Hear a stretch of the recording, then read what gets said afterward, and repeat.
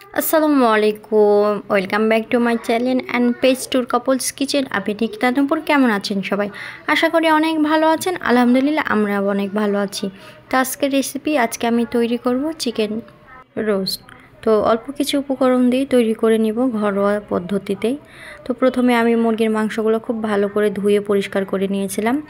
তাতে এতে একটা লেবু চিপে দিলাম, লবণ, হলুদের সামান্য পরিমাণে একটু হলুদের গুঁড়ো দিয়েছি, আর দিয়ে দিয়েছি মরিচের গুঁড়ো। তো এটা আমি সুন্দর করে মাখিয়ে নিচ্ছি। মাখিয়ে নিয়ে আমি কিছুক্ষণ রেস্টে রেখে দিব। তো এই তো রেখে দিলাম। ওইদিকে কড়াইয়ে তেল গরম দিয়ে দিয়েছি। তেলটা গরম হয়ে আসলে আমি একে একে রোস্টগুলো ভেজে নেব। তো এই তো গরম হয়ে গেছে, এখন আমি একে একে হালকা করে লাল লাল করে ভেজে নেব। তো এই তো দিয়ে দিয়েছি সবগুলো। এখন উল্টে পাল্টে খুব সুন্দর করে ভেজে নিয়েছি।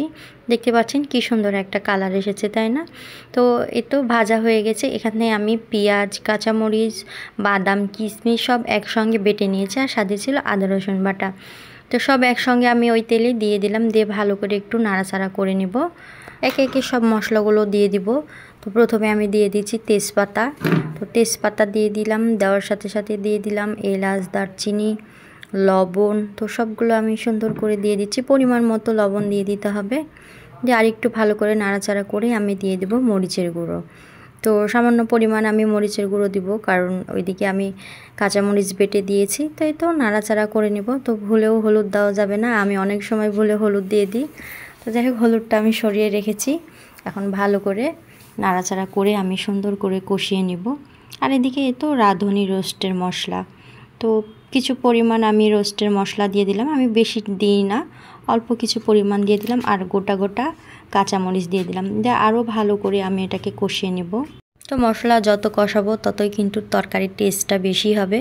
তো খুব সুন্দর করে আমি কষিয়ে নিলাম, সাথে একটু দুধ দিয়ে দিয়েছি আর চিনি দিয়ে দিয়েছি। তো এই তো দেখতে পাচ্ছেন কি সুন্দর কষানো হয়েছে, উপরে তেলগুলো ভেসে এসেছে। এখন আমি ভেজে রাখা রোস্টগুলো দিয়ে দিলাম, দিয়ে ভালো করে নাড়াচাড়া করে তো আরেকটু আমি এটাকে কষিয়ে নিলাম। দিয়ে তো বলক তুলে নিব। তো কিছু পরিমাণ আমি এখানে পানি দিয়ে দিয়েছি, পানিটা দিয়েই আমি বলক তুলে নিব।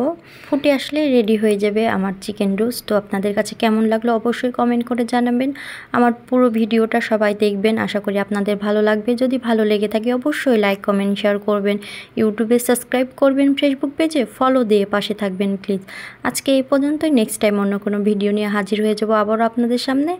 ততক্ষণে সবাই ভালো থাকবেন, সুস্থ থাকবেন, আমার পাশে থাকবেন, বেশি বেশি লাইক, কমেন্ট, শেয়ার করবেন। তো ফাইনালি দেখতে পাচ্ছেন রেডি হয়ে গেছে আমার চিকেন রোস্ট। তো অনেক সুন্দর হয়েছে, খেতেও কিন্তু অনেক মজার হয়েছে। আমার কথার মাঝে যদি কোনো ভুল ত্রুটি হয়ে থাকে অবশ্যই ক্ষমা চোখে দেখবেন। আল্লাহ হাফেজ।